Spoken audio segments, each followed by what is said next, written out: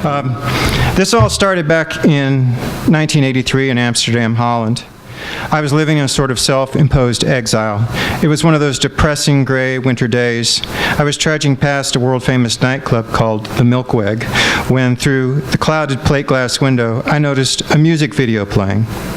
Normally, this wouldn't have been cause for stopping, as the place typically aired a fare of affected British new romantic groups like Spandau Ballet or the Human League. But this was different.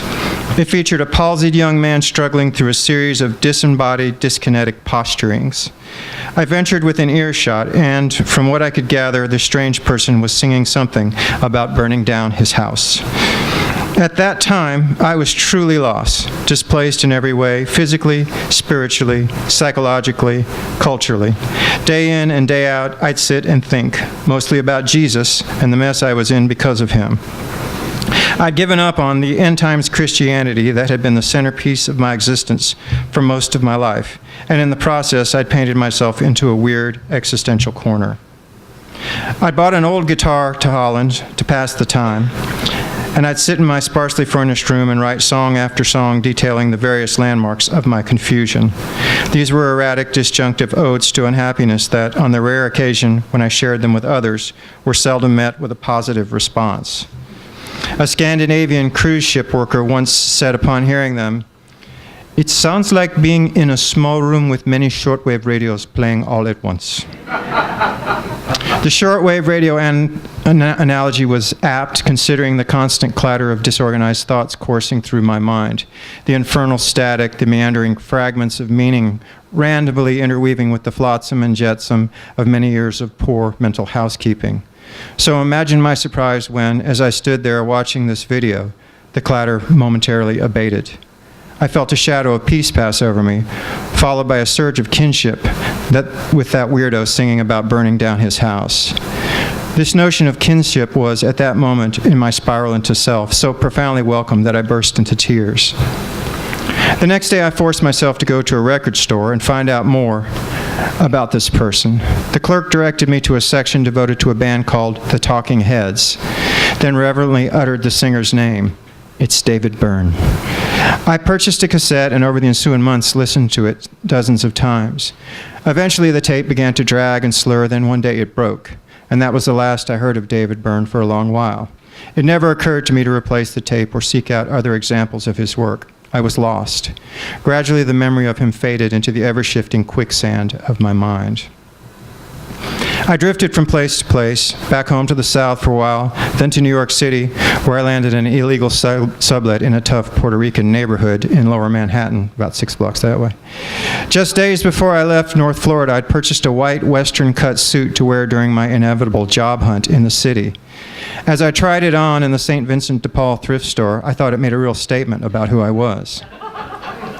Once in the Big Apple, the futility of buying such an offbeat garment became abundantly clear. I couldn't find a job anywhere, much less in an office, where a suit might actually be appropriate.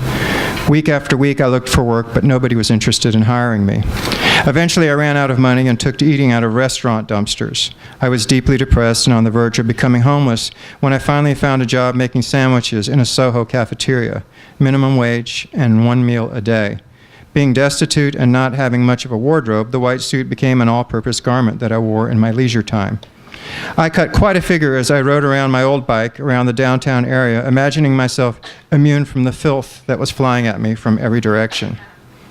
A few weeks into my New York tenure, I noticed a puzzling dynamic. Wherever I went, passers-by seemed to do double takes, the expressions on their face conveying a sort of favorable appraisal to which I was keenly unaccustomed. I could only guess that they must have been attracted to the exotic suit I was wearing. This was in fact part the case, although the explanation was far more complicated than I imagined. At this time, I was trying to shed my dour Pentecostal ways and become more worldly, so several nights a week I donned my white suit and forced myself out into the world. I discovered a scattering of edgy dance clubs near my apartment. It's King Tut's Wawa Hut, for those of you who know that. I went there a lot. Slipping ignominiously through their doors, I'd guzzle down a few shots of overpriced whiskey, wait for the booze to take effect, then try my hand at modern dancing. I'm from a Pentecostal background. We didn't dance. We didn't wear bathing suits. We didn't do any of that stuff. I was terrible, wild and unrhythmic, unfamiliar with the fashionable steps of the day.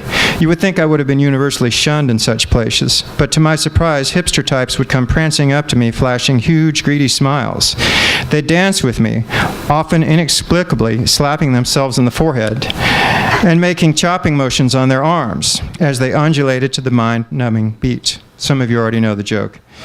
Thinking this to be some popular new dance, I aped their movements, much to their delight. One day while passing an artsy movie theater on 8th Street, I was startled to discover a photo of my white-suited self in a movie advertisement.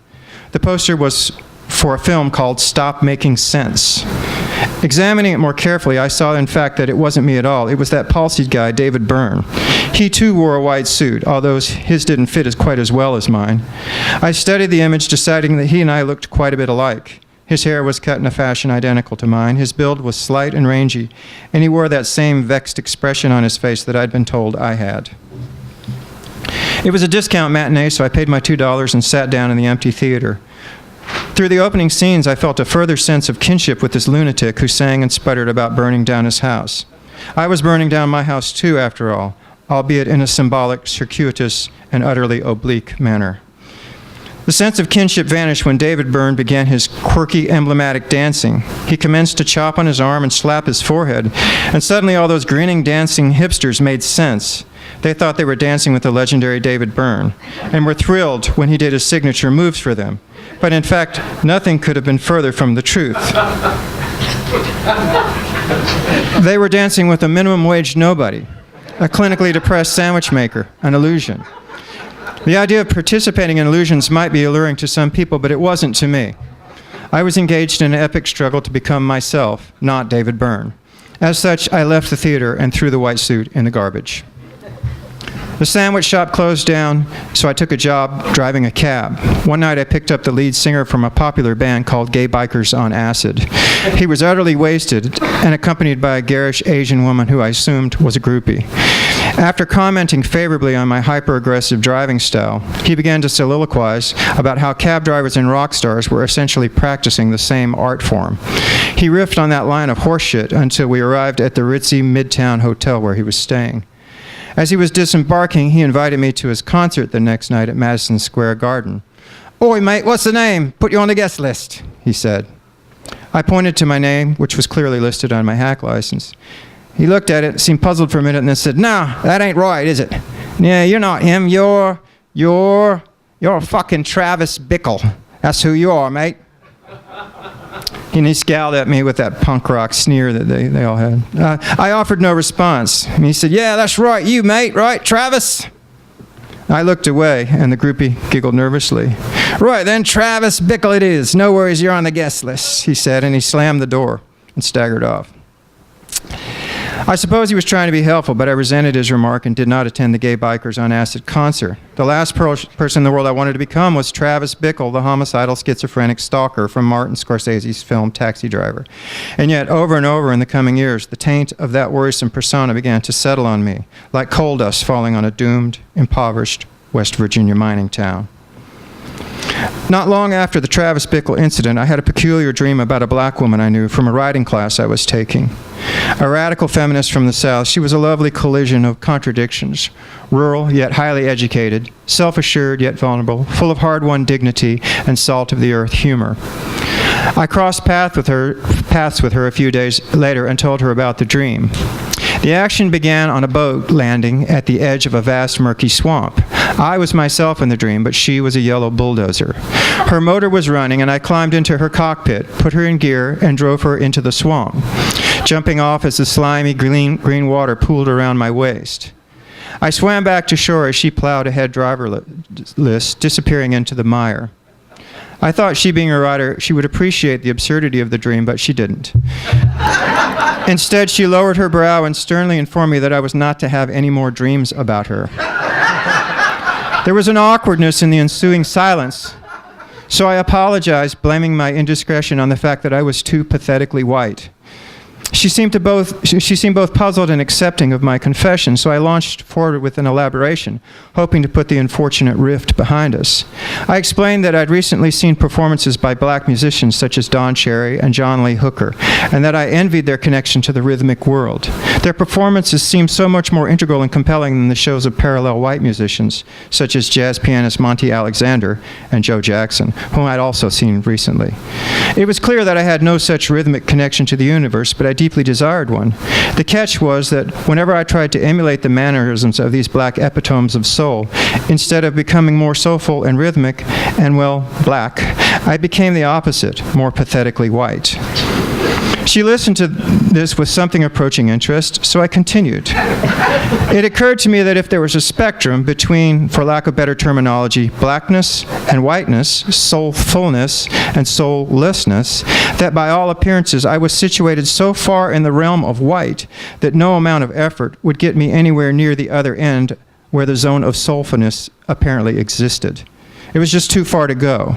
The physics clearly suggested I would never be able to remake myself into a black man. "Oh, honey, don't try that," she said. "White folks trying to act black, oh, you know what we call them. Perpetrators." Yes, amen, sister. There's nothing more pathetically white than a perpetrator.